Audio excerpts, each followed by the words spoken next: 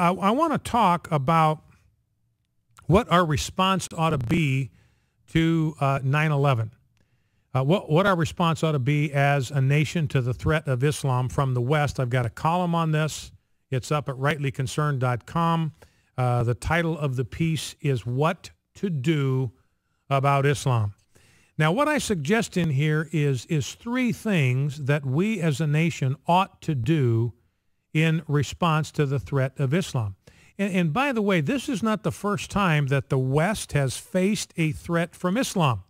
Bill Federer, American Minute, describes two of those from past history, the Siege of Malta in 1565 and the Battle of Vienna in 1683. And if you go all the way back to 732, Charles Martel, Charles the Hammer, turned back the Muslim hordes at Tours in France.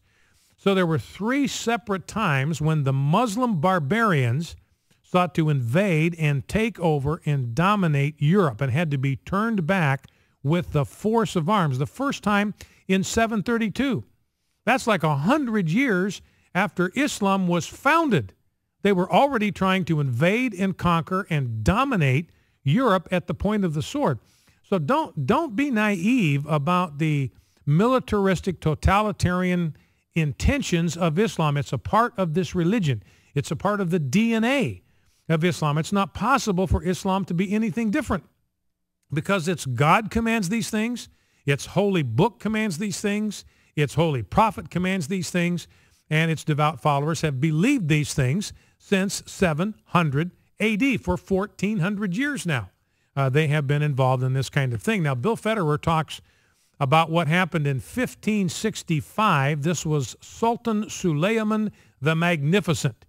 He was a Muslim. He dominated the Mediterranean. He had the goal of taking Sicily, Sardinia, Majorca, and southern Spain, and wanted to go and take Rome itself. He was going to conquer basically southern Europe and then take the rest of it. Now, what was in his way was a rocky island, the island of Malta, which was just south of Sicily, and there were 9,000 Knights of Malta who were defending this island from 40,000 Muslim soldiers. Now, the Knights of Malta were led by a 70-year-old Frenchman by the name of Jean Parisot de la Valette, and they sent appeals out over all of Europe for reinforcements. None came.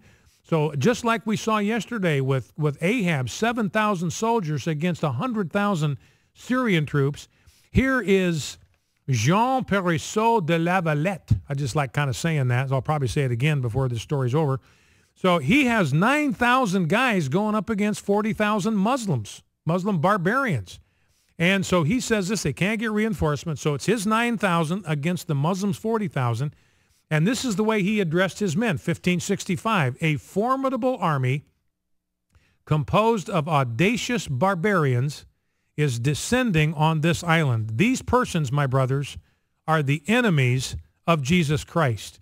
Today it is a question of the defense of our faith as to whether the Gospels are to be superseded by the Quran.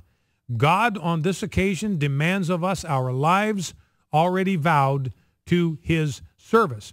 And so they engage the Muslims in battle. The commander is killed. The Muslims sail away on September 11th, 1565. So this is September 11, 1565, the same date. And so this is a significant date. September 11 is a significant date for Muslims. That's the date that Sultan Suleiman the Magnificent and his boys were turned back from Malta. Then on September 11, 1683, and again, what you see happening, what the Muslims were doing on 9/11, 2001, is they were avenging these defeats. These were days of infamy in Muslim history. They had been turned back by the Christians on the island of Malta, even though they outnumbered them 4-1. Then in 1683, Sultan Mehmed IV sent over 138,000 Muslim Ottoman Turks to surround Vienna, Austria, and he sent his general Mustafa Pasha to lead this expedition. And they were up against 11,000 Austrian defenders.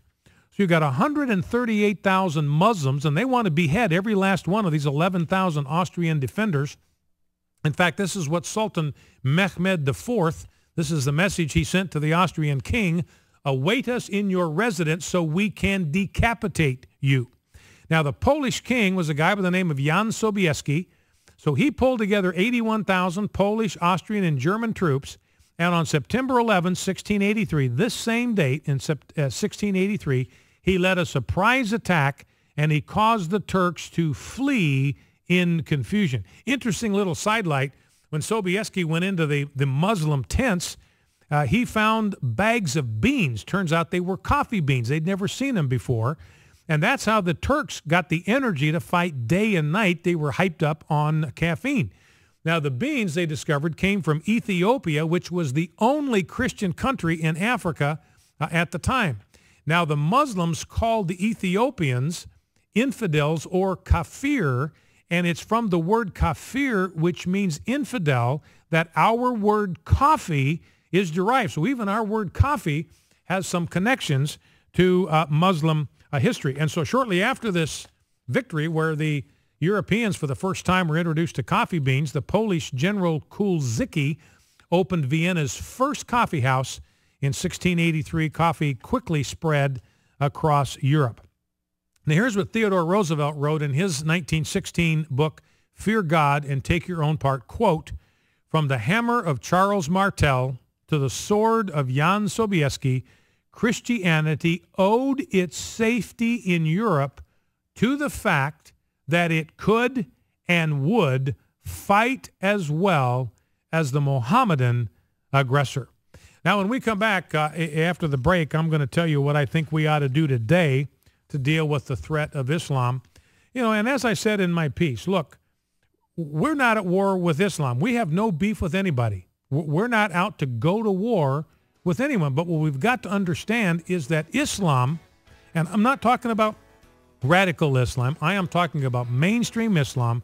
I'm talking about authentic Islam. I'm talking about genuine Islam is at war with us. Islam is at war with the West. Islam is at war with the United States. And Islam has a stated goal of exterminating Western civilization. They want to eliminate Western civilization. They want to destroy us. We do not have to infer that. They don't even imply it. They tell us directly that that is their goal. And we need to make a proper response to that threat. And I'll talk about what that is after the break. You're listening to Focal Point on AFR Talk. Be right back after these brief messages. Stay with us.